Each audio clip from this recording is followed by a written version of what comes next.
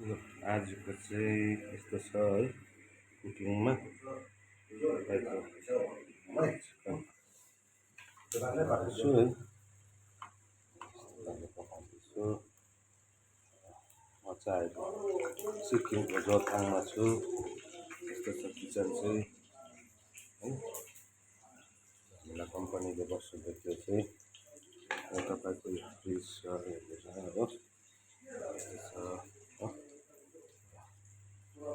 यस्तो छ ढुङ्गै छ रुमहरू चाहिँ हेर्नुहोस् हो यस्तो छ लथालिङ्गै हो सेसन छ यहाँनिर हो मौसमको बेड हो यस्तै छ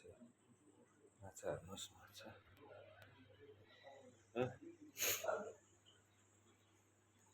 के गर्नु परदेशी जीवन भनौँ न अब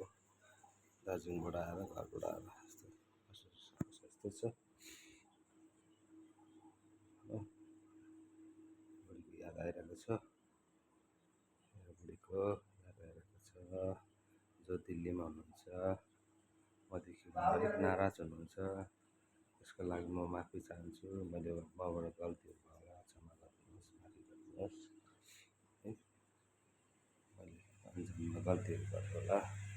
माफ गरिदिनु क्षमा गरिदिनु र खाँदैछु पिँदैछु तर मनमा धेरै चोटहरू छ धेरै पिरहरू छ है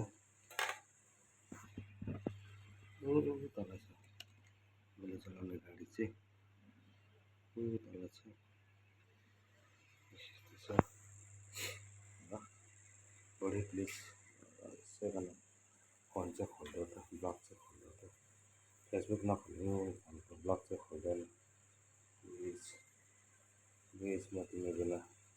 तिमी बिना बाँच्नु सक्दिनँ तिमी बिना म तिमीलाई तिम्रो आवाज सुन्दिनँ म पैसा राखिदिन्छु फेरि प्लिज खोल्दो त जो विगतमा भएको गल्तीहरू गरेँ त्यसलाई म क्षमा चाहन्छु ल प्लिज प्लिज प्लिज प्लिज मेरो ब्लग चाहिँ खोल्दो त म तिमीसँग एउटा बात गर्नु छ